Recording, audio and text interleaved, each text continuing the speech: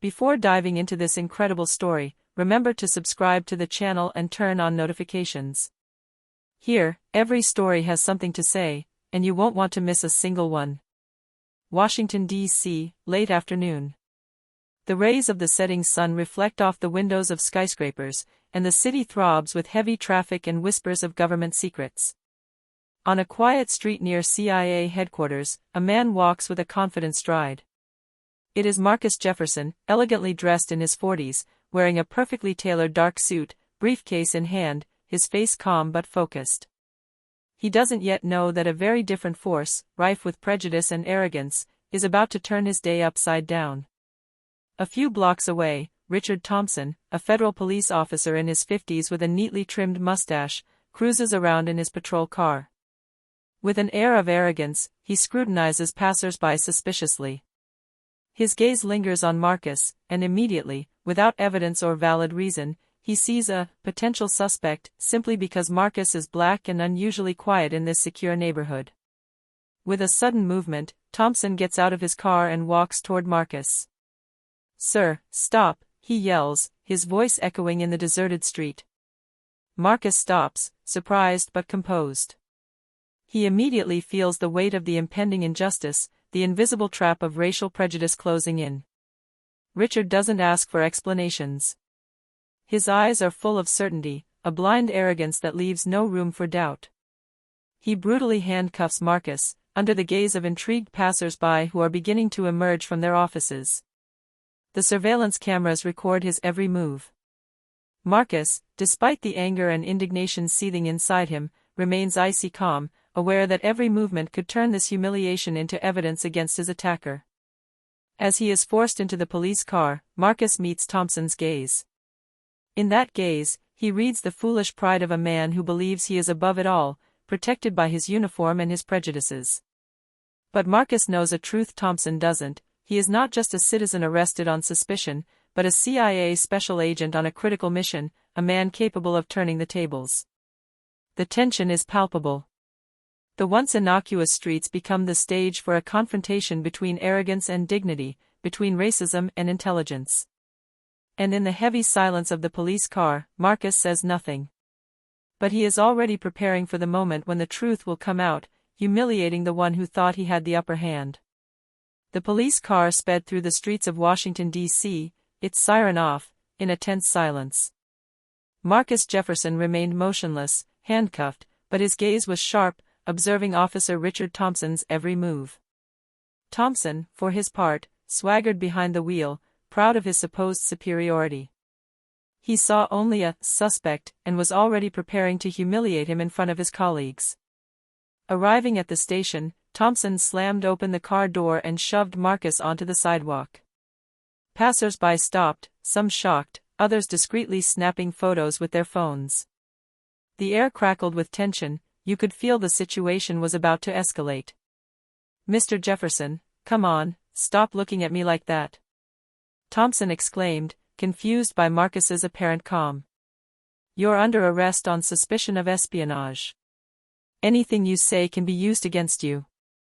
Marcus, unperturbed, replied in a calm but firm voice. "Officer Thompson, I advise you to check your information before making any such claims. I haven't done anything wrong." The words landed like a small bomb. Thompson frowned, irritated. The humiliation inflicted by Marcus's silent and confident demeanor was beginning to gnaw at him. But he refused to back down, still believing his version of events. "I know exactly what I'm doing, sir, or should I say, officer." Marcus gives a slight smile, invisible to most passers-by but perfectly perceived by Thompson. This smile is neither fear nor mockery, it is a silent promise that the situation will soon turn around. Inside the station, Thompson begins to write the report, his nervous gestures betraying a growing doubt. Marcus, on the other hand, stands straight, calculating every move, every reaction. He knows that in a few moments, the truth will come out and the racist officer will be the one humiliated in front of his colleagues and the public. The other officers' glances at Marcus are mixed. Some murmur amongst themselves, intrigued by his composure, others remain skeptical. But all sense that this arrest is not ordinary. Thompson, blinded by his racism, still doesn't understand that he has stepped into a trap he cannot control. In the police station lobby, the air is heavy and oppressive. The white walls echo with the sounds of keyboards, telephones, and tense voices. Thompson, confident, decides to make an example of Marcus in front of his colleagues. He pushes him to the center of the lobby and begins his accusatory monologue. "Do you all see that man?" he yelled, gesturing wildly towards Marcus. "He's suspected of espionage, and I arrested him before he could commit a crime. A real danger to our safety." Marcus remained motionless, head held high. His calm gaze was fixed on Thompson, without a trace of fear or panic. Every word spoken by the racist officer heightened the tension in the room. Thompson's colleagues exchanged worried glances, some hesitating to intervene, others simply observing the scene. "Do you really think he's a spy?" one of the young officers asked hesitantly. "Absolutely," replied Thompson, puffed up with pride. "Look at him. He shows no respect. And you know why? Because he thinks he can manipulate us." Marcus takes a deep breath and speaks in a calm, but penetrating voice. "Officer Thompson, you are gravely mistaken. I am not here to challenge you, but to remind you that your certainty is not the truth." An icy silence falls. Every word Marcus speaks is precise, measured, and begins to shake Thompson's arrogance. The other officers begin to murmur, some frowning, others casting suspicious glances at their superior. But Thompson refuses to admit his mistake. He shoves Marcus against the nearest desk and orders his colleagues to search his belongings. Marcus complies, mentally calculating Thompson's every move, every opportunity to turn the situation around. In the lobby, security cameras are recording the scene. Marcus knows this footage will be crucial in proving the officer's abuse of power and racism. Every move Thompson makes becomes evidence against him, even though he still believes he's in control. As Thompson continues his arrogant monologue, Marcus allows himself a faint smile. He knows this moment is just the beginning of a humiliation that will ultimately backfire on the officer. And in the silence of his dignity, Marcus prepares to reveal his true identity at the perfect moment. The interrogation room is cold and austere. The gray walls, the harsh light above the metal table, everything seems to weigh heavily on Marcus Jefferson. Thompson, full of certainty, orders his colleagues to search Marcus and confiscate all his documents. "Look carefully," Thompson yelled, slamming his fist on the table. "Anything that could prove he's a spy must be found." The officers, uncomfortable with the tension, comply. Marcus, handcuffed, observes every gesture with icy calm. He knows that every document, every movement of the racist officer is being recorded and could become evidence of his abuse of power. "Do you really think these documents belong to a spy?" one of the officers asked hesitantly. "Of course," Thompson replied arrogantly.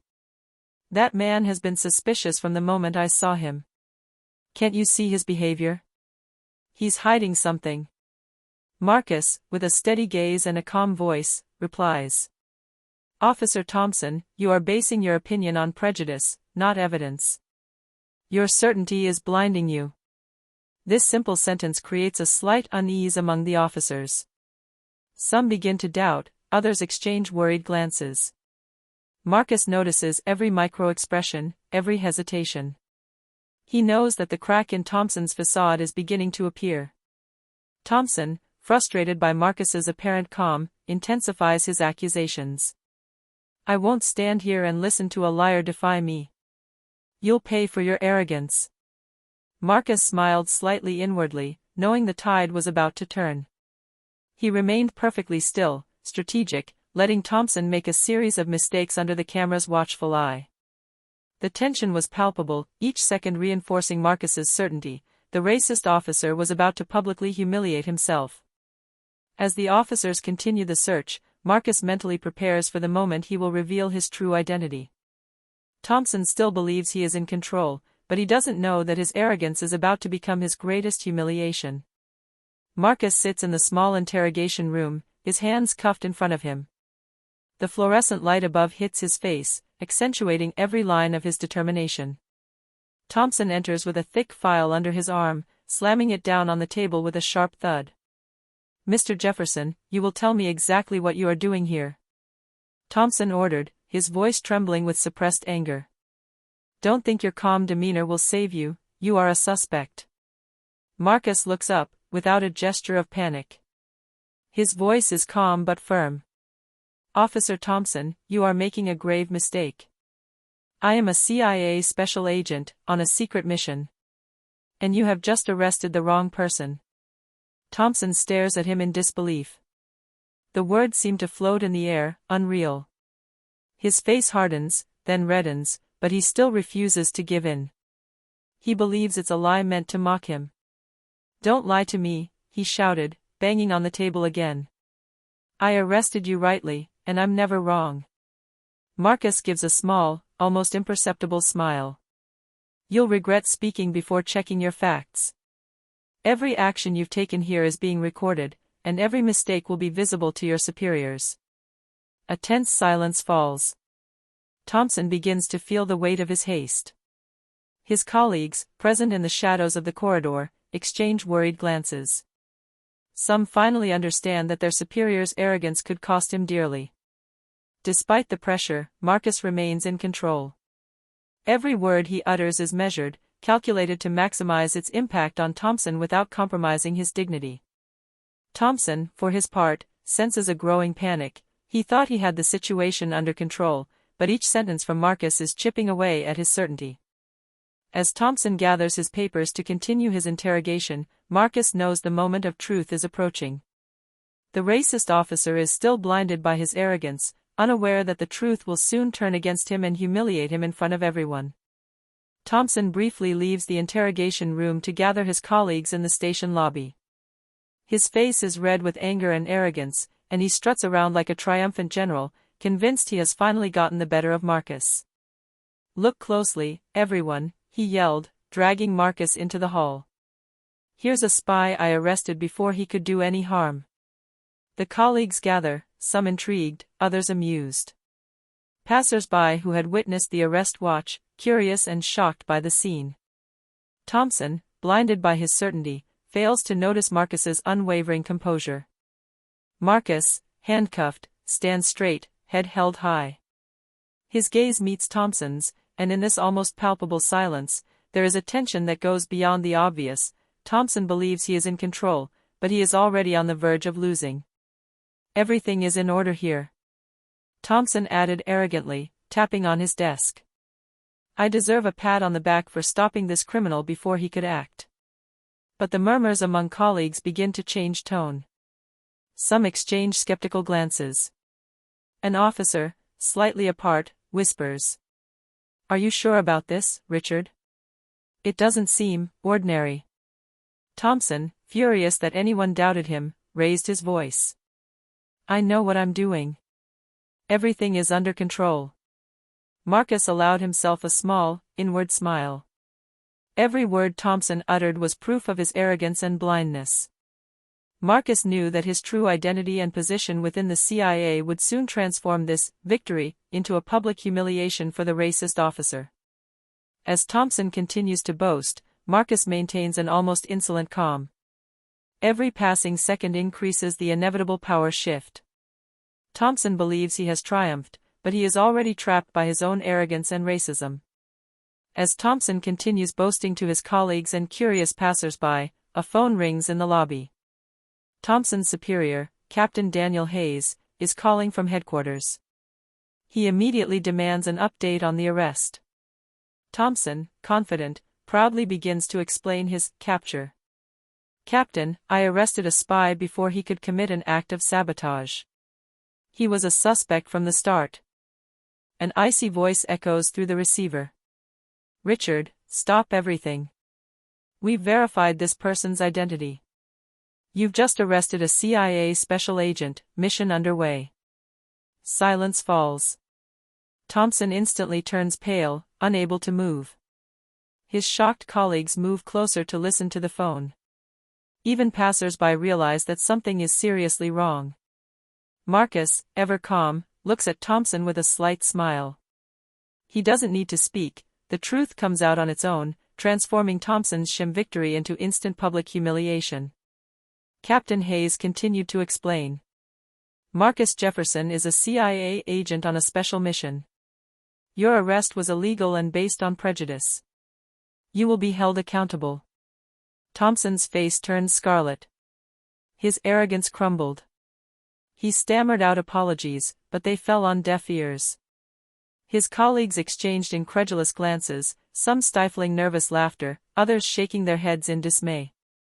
Marcus slowly rises, still handcuffed but free in his dignity. His voice resonates, calm and full of gravity. Officer Thompson, every move you made here today has been recorded. Your prejudice and arrogance have led you to this humiliation. I advise you to learn from this mistake. Thompson, unable to respond, watches Marcus walk away towards the exit with quiet authority. In that moment, everyone present realizes that justice has been served, and that true power lies not in fear or force, but in self-control, intelligence, and dignity. No sooner had Marcus Jefferson left the room than the atmosphere at the police station changed dramatically. Richard Thompson's face was red with shame and anger. The murmurs of his colleagues turned into loud comments, some criticized his arrogance, others mocked him discreetly. Even the passers-by who had witnessed the scene understood that the racist officer had just suffered an unprecedented public humiliation. Captain Daniel Hayes immediately summoned Thompson to his office. The doors closed behind them, but the echoes of laughter and sarcastic comments still resonated in the hall. Hayes made no secret of his displeasure. Richard, you arrested a CIA agent based solely on your prejudices and arrogance. How could you have made such a mistake? Thompson, distraught, tries to justify himself. I thought, he seemed suspicious. I only did. Hayes interrupts him coldly. You haven't done anything right. You have exposed our service to a diplomatic incident and you will be suspended pending an investigation. Outside, Marcus regains his freedom. His calm and dignity contrast sharply with Thompson's breakdown. He knows that Thompson's every move has been recorded and that the truth will come out in front of his superiors and the press if necessary. In the lobby, Thompson's colleagues whisper and laugh nervously. Some even discreetly take photos and videos of the officer, immortalizing his defeat. Thompson feels betrayed by his own behavior, aware that his reputation is now tarnished. Marcus, for his part, leaves the post with a confident step, head held high, leaving behind a humiliated racist officer and a clear lesson: dignity and intelligence always overcome arrogance and prejudice. The scene is etched in our memories. Thompson, once self-assured, is reduced to a living example of what happens when racism and pride meet truth and mastery. A few days after the incident, Marcus Jefferson agrees to meet Thompson in a secure CIA office.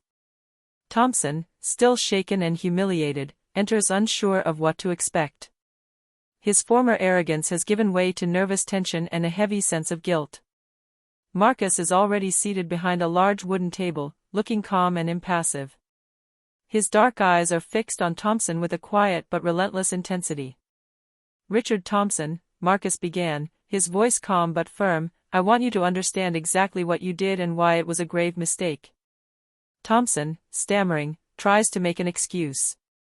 I didn't know. I thought I was doing the right thing. Marcus slowly shook his head. No. You acted on your racial prejudices and arrogance.